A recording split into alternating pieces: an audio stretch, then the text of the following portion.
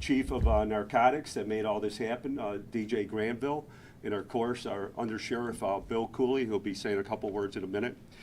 I just want to say that we're here to report that this narcotics investigation that began nearly 3 months ago culminated yesterday with the arrest of 2 individuals and the collective seizure, as you see, of approximately 3.5 kilos of cocaine, 5 ounces of fentanyl.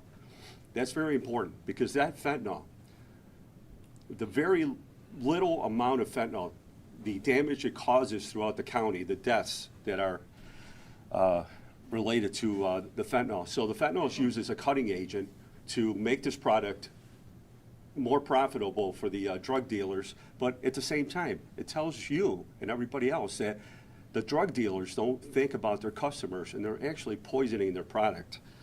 In addition to that, we have more than $212,000 in U.S. currency, as you see, and over $200,000 in property, along with 8 handguns that were recovered, illegally possessed handguns, 2 of them which are stolen, 1 out of Niagara County and 1 out of the state of Mississippi.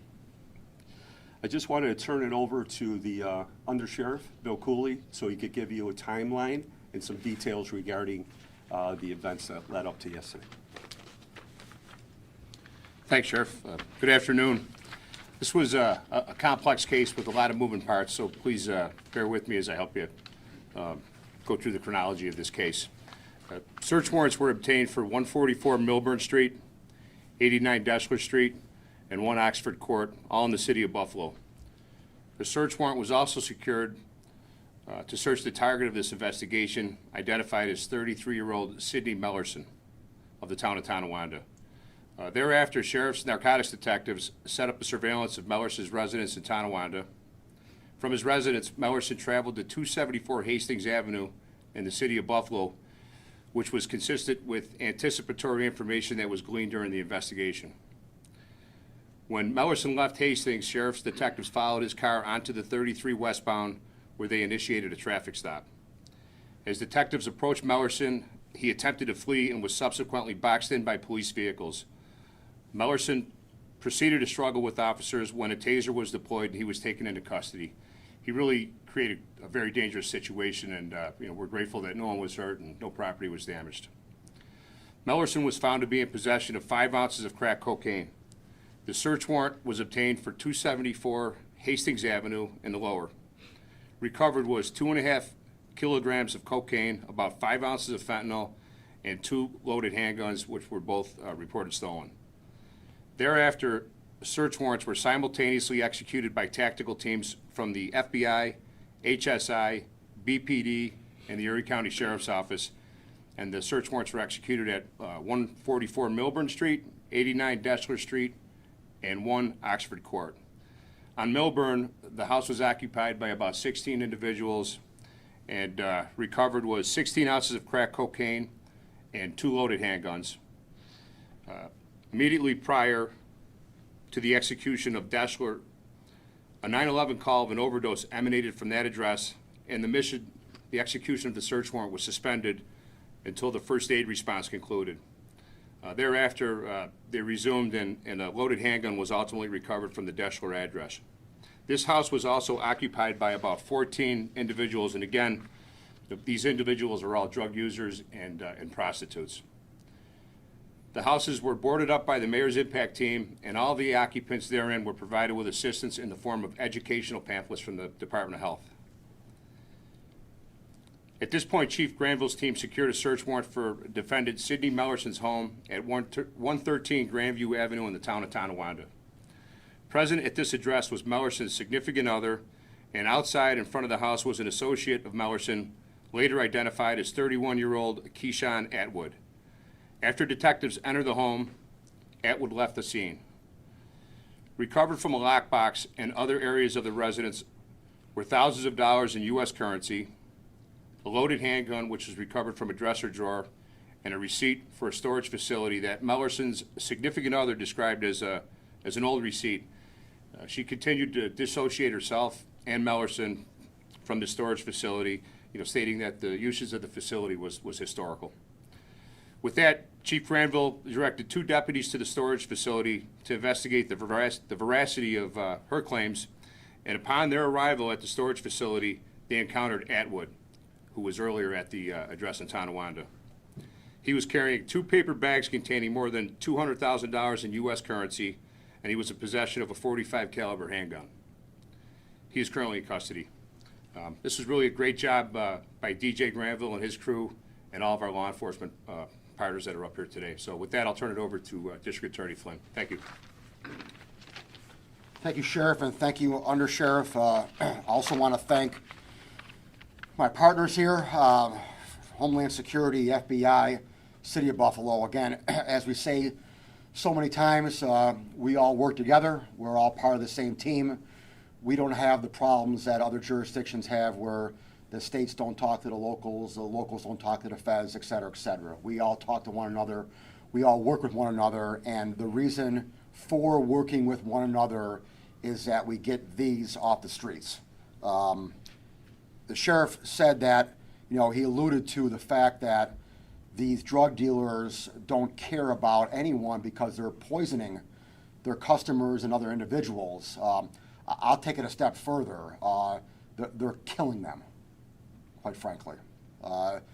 That the fentanyl mixed with the cocaine is killing people of our community. Simple as that. Yes, we're saving a lot of them with Narcan, but just think about the number and the increase in overdose deaths that we've had in the past 3 years since COVID. Those increases in overdose deaths are a result of more and more of these drugs on our streets, and they are still rising even though people are getting saved with Narcan. Imagine how many people will be dead without Narcan and without the help of first responders saving these people's lives. So, as far as I'm concerned, even though I can't charge them with a murder charge, these people who are dealing drugs out there are killing people. And so, the Undersheriff alluded to a couple of individuals here.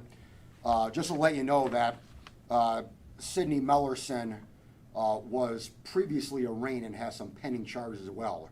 He was arraigned on August 27th, 2022, last summer, in front of Buffalo City Court Judge Shannon Hennigan on 1 count of a controlled substance in the fifth degree, which is a D felony, 1 count of a criminal possession of controlled substance, 7th degree, and A misdemeanor, and 2 counts of drug paraphernalia. That arrest was in response to some shots being fired on Shootram Street here in the city of Buffalo. When the police responded to the scene, they saw a number, approximately 16, I believe, users and prostitutes fleeing that house, and they found Mr. Mellerson upstairs, and he had the controlled substances on him. I'm not going to specify what those controlled substances are at this time, but he is still facing those charges, and those charges were all non-qualifying offenses, and he was released, and he was out. In this case, it's actually a good thing he was released, because if he was sitting in jail the whole time, none of this would have happened. So, in this case, bail reform worked. He got out, and then we eventually, he obviously remained on our radar, as the Undersheriff stated. He remained on our radar, and now we are here today. He was arraigned this morning, again in Buffalo City Court, in front of Judge Hennigan, on criminal possession of controlled substance of 1st degree for the drugs that were found in the Hastings house. He was arraigned on criminal possession of controlled substance of 2nd degree for the drugs found on his person when they pulled him over on the 33. On the 33, right? And then he was charged with criminal possession of controlled substance of 3rd degree, which is the intent to sell, the overall intent to sell of the stuff on his person, allegedly, and the stuff in the Hastings house. In addition to that, in the house on Hastings, 2 handguns were found. Those handguns were allegedly stolen as well. So he faces 2 counts of criminal possession in the second degree, which are C felonies, and 2 counts of criminal possession of a stolen property, which are E felonies. He is remanded this time. He's not getting out now, fortunately. He's remanded this time, and he returns on February 15th for a felony hearing. Mr. Atwood he will be arraigned. He was arraigned, Mr. Atwood, also by Judge Hennigan for an E felony, which is tampering with physical evidence. And the legal theory is that this is evidence used in drug dealing, and he is allegedly tampering with that evidence. So he's facing an E felony, which he was arraigned on this morning, along with allegedly there was an unloaded handgun that was found in that bag with the cash. That's an E felony. He also was charged with obstructing of justice, government administration, and resisting arrest. He gave the officers allegedly a hard time. Those are both A misdemeanors, and he was released, obviously, because none of those charges are qualifying offenses. You can walk around now with 200 grand in cash from drug dealers and walk out of court today in New York State. Mr. Mellerson will be arraigned this afternoon. One charge is still pending. He will be arraigned on a criminal possession of a weapon in the second degree. One of the handguns was found in the property in Tonawanda. He will be arraigned in Tonawanda court, I am told, this afternoon on that charge, which again is a C felony. So those are the players here. This is obviously a good day for this community, not only to get the cash off the street, which can go buy more drugs, but to get the drugs and the guns off our street as well. And hopefully, this table right here will save some lives. And at the end of the day, that's all we're trying to do, is save lives. Thank you. Thank you, Mr. Flynn. I just wanted to add that, with the 8 handguns here, the investigation's not over, so the 8 handguns will be analyzed, and we're gonna see if any of them have a body on them, any shooting or homicides. So we're gonna continue with the investigation. And also, I wanted to make a point regarding the 2 encounters that our deputies had with the 2 individuals that were arrested. The first individual that pulled over on the 33 when he made the surveillance, that could have really gone sideways, and I just got to credit the deputies for de-escalating that incident quickly, safely, and with no one getting injured. A taser was deployed. It worked. And then with the second individual, when he was coming out of the storage area with the money in a loaded .44 handgun, I mean, that could have also turned deadly. And I credit my deputies for doing an outstanding job de-escalating the issue, taking the suspect into custody without any incident. If anyone has any questions for anyone up here, Mr. McKinley. Yes, sir. Where was the storage facility? The storage facility. 400 Kenmore Avenue. Oh, what's Kenmore now? Okay. What's with the bling? I mean, you took the money out because I obviously know the source of that, what it was being used for, but it's taking that in trade now for drugs? So, as part of a seizure, we seized over $212,000 in cash, 8 handguns, 1 vehicle, and also property, to wit, the jewelry.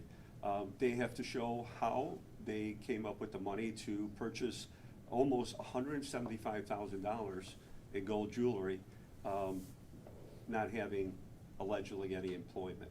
So we will hold that. It will go to the courts, and we'll see where it goes from there. Was that money bundled when you guys got your hands on it? Because you got loose in a bag and some is bundled? This U.S. currency here was located in 2 individual bags. The money you see over here was located at the residence in Tonawanda. So they bundled it? That's that's correct. It wasn't specifically bundled like this. It was in this manner, but we counted it and rebundled it together. But it was bundled just the same. So they were found, there's 212,000 you said there, Roughly. roughly, at two different locations, right? 212, and he had a bag at one place, right, where he had. There was 2 bags located at the storage facility, and then this other money you see here was located at a residence in the town of Tonawanda. These people that you find in the houses, they're, I guess, users and prostitutes and. Yeah. We don't want to charge them. So, well, no, but, so you give them pamphlets and off they go? Yeah, I guess, yeah. I mean, you try to help them, you know, you try to. How's that helping? Well, I mean, again, you could, first of all, you can't really make the legal argument that they're in possession of any of this stuff right here, all right? You know, it's tenuous. And, you know, you can't, there's no reason to hold them. I mean, you could, again, if you found crack on them or drugs on them, you could theoretically hold them, but that wasn't the case, okay?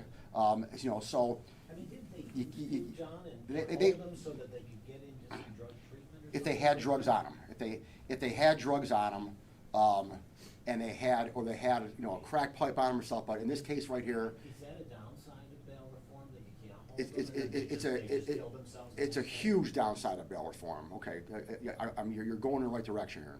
Yeah, it's a huge downside of bail reform, because now, let's say that one of them had a rock on him, all right? You can't even hold them now, all right? You have to give an appearance ticket, okay? So you gotta give them an appearance ticket, and then you're scheduled to come back to court 2 weeks later. They're not coming back to court, all right? So you can't hold them. You can't put them really in a drug court or any kind of court, because you got no hammer hanging over their head, all right? You can't, the hammer was bail. The hammer was holding them, and without that hammer hanging over their head, yeah, you can try to put them, you know, through opioid court. You can try to put them through mental health court. You can try to put them through a diversion program, but they're just not showing up now, okay? Because there's no hammer hanging over their head. And so, yeah, I know it sounds facetious, but yeah, you give them a pamphlet, you say, hey, you know, here you go, but at the end of the day, are you really helping them? Probably not.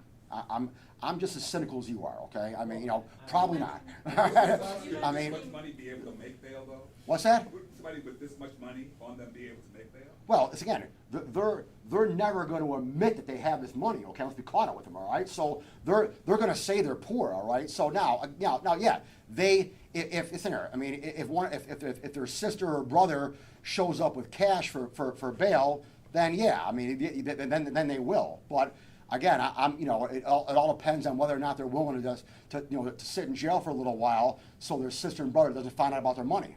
It's up to the individual. You Right, mentioned just answer. that. Yeah, go ahead, John. Yeah. I just wanted to add something to Dave's question. You know, that's a really good point. So we have about 825 incarcerated individuals in our 2 facilities.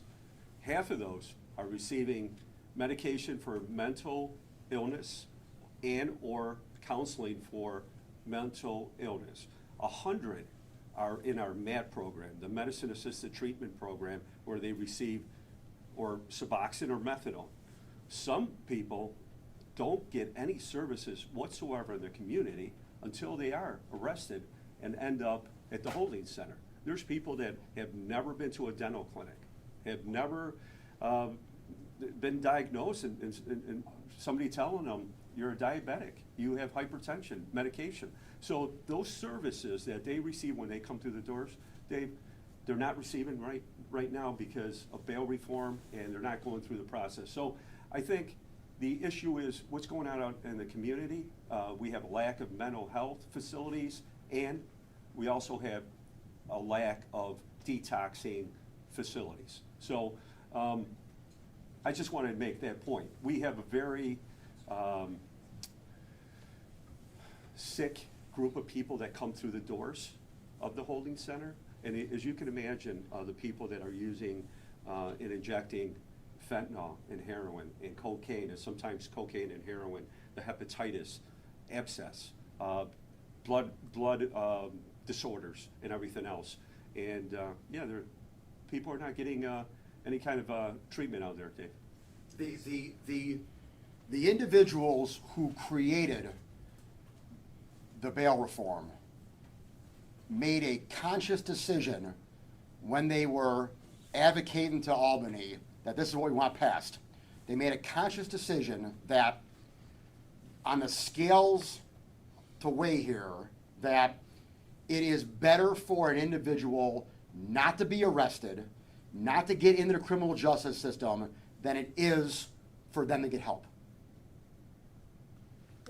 You mentioned that arrests like this help you save lives.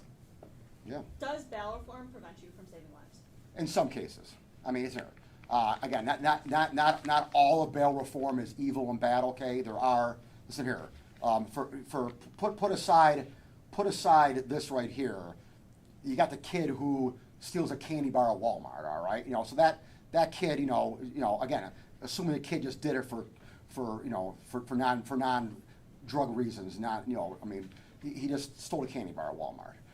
You know, that kid, all right, he's not in on bail, that's a good thing, all right? But the fact that our treatment courts, the number of people in our treatment courts statewide has gone down dramatically since bail reform, dramatically.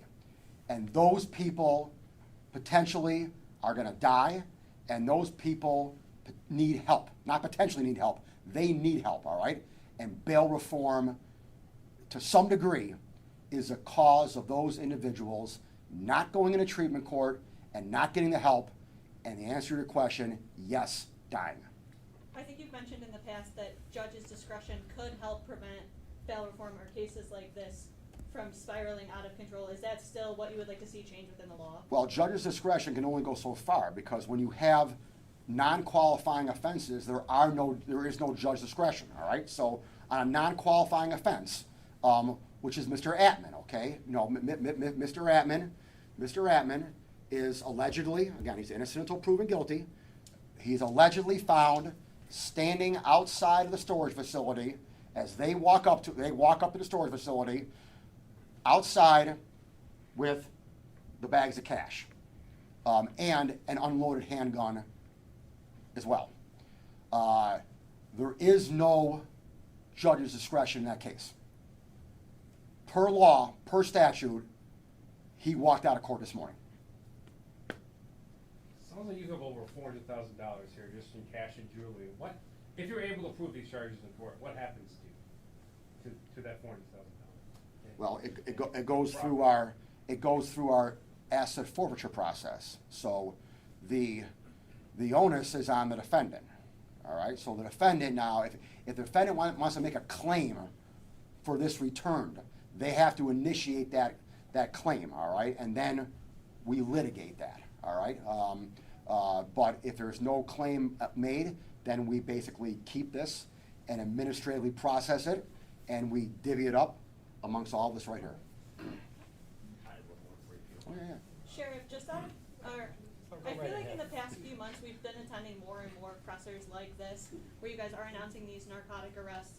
Have you seen an increase in narcotic arrests, and is that kind of one of the core pillars that you're trying to bring as a new sheriff? I worked in narcotics for 10 years in Buffalo, and there was a lot of narcotics back then, and there's a lot of narcotics now. Yes, but to answer your question, there is an emphasis. We have a great chief, DJ Granville.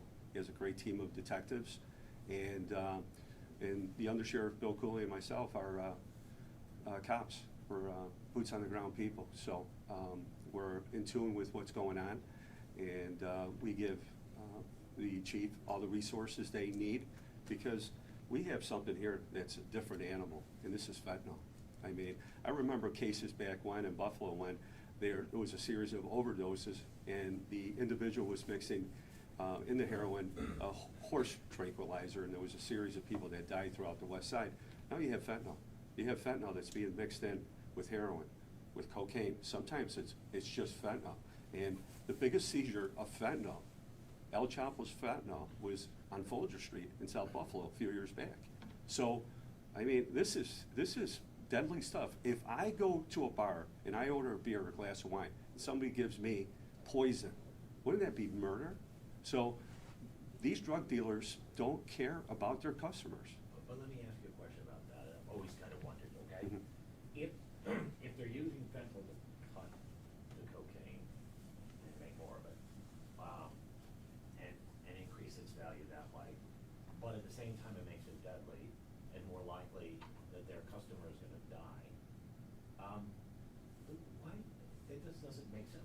If you were a dope dealer, wouldn't you wanna keep them as a customer? So, you know, So I think. That doesn't make sense. Why don't they cut it with something else? I mean. Times have changed, Dave. I remember over on the west side when people used to deal heroin and on French Street in Buffalo, on the east side of Buffalo, the drug dealers used to put a laxative in there for their customers because it would bind you, the opiates.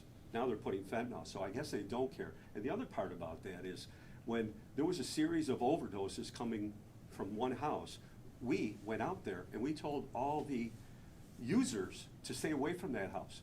What they did instead was they said, that's fire, and we're going to that house to use it. So What does it it doesn't make sense. Does it make it better, or does it make it? It doesn't make it higher? more- It makes it, yeah, you get a better, You get a better high. you get a better high than if you So were you're gonna mix come it back with for a laxative or Okay. a vitamin blend that they used to use, or But you understand my baking point. soda. If you had 10 customers and you kill 5 of them, you gotta go They, find 5 more. yeah, it's an epidemic. It's an there any- epidemic. So they're taking, hang on, so use my scale analogy, all right? The drug dealers are making a conscious decision that, you know what? I think that I'm gonna put fentanyl in here because they get a better high. They're gonna crave it more. They're gonna come back. And you know what? On the other hand, they're not gonna die because Narcan's out there. They're gonna get saved. So the odds are they're gonna, you know, for 10 people, 9 are gonna come back. Yeah, maybe 1 will die, but they don't care about that. Is there any They're not good connection people. between this bus and the bus that we were in this room a month ago with all the heroin that came in from Texas or Mexico. California? Right from Mexico. So we can't dismiss that. At this point, we are gonna further investigate and see if this evidence was tied to that case. I mean, that was a lot of kilos. So that's a really good question. It's under investigation. Where are those people today? Those 3, the 2 girls and the guy? We have them at the holding center. They're And- still in and- custody? Yes, and speaking of the holding center, sheriff, I'm concerned about the fentanyl on the streets. However, I'm also concerned about people that are being arrested and are bringing in fentanyl, secreting it and then using it and overdosing. So, the time when people used to bring contraband cigarettes and marijuana and whatever else, those days are gone. This is fentanyl. This is deadly. I can't believe that, people are not charged with murder. I mean, we have to look at some legislation to charge the people that are knowingly putting a poison where somebody's injecting it into their system. I just don't understand. Well, we have given a number of cases to the feds. So the feds have a much better statute, as the sheriff correctly pointed out there, that we need new legislation perhaps, but the feds have a much better statute on charging an individual with a homicide-related offense on selling drugs. So there have been a number of cases over the years that we have sent to the feds for them to prosecute for a homicide charge. But yeah, our state charges, as the sheriff correctly said, our state charges are not great. And also, I forgot, I'd be remiss, all the great players that are back up here, my great ADA, Jimmy Mansour, is up here as well. Jimmy was integral in helping all these guys out with the search warrants and other items for getting this bus right here. Yeah, Sheriff, you mentioned that this investigation has been going on for nearly 3 months. What kind of led you to this point to get here today? Surveillance, timing, the fact that the individual pulled over on the 33. He was trying to get rid of the surveillance, and he must have noticed, pulled over on the 33. It could have really gone sideways. I mean, they did a fantastic job of de-escalating, taking the individual into custody without any injuries. I mean, you know how the 33 people are flying, And that's what happens. A lot of times, you keep on looking to move up the ladder. Another house. It was time to take this down.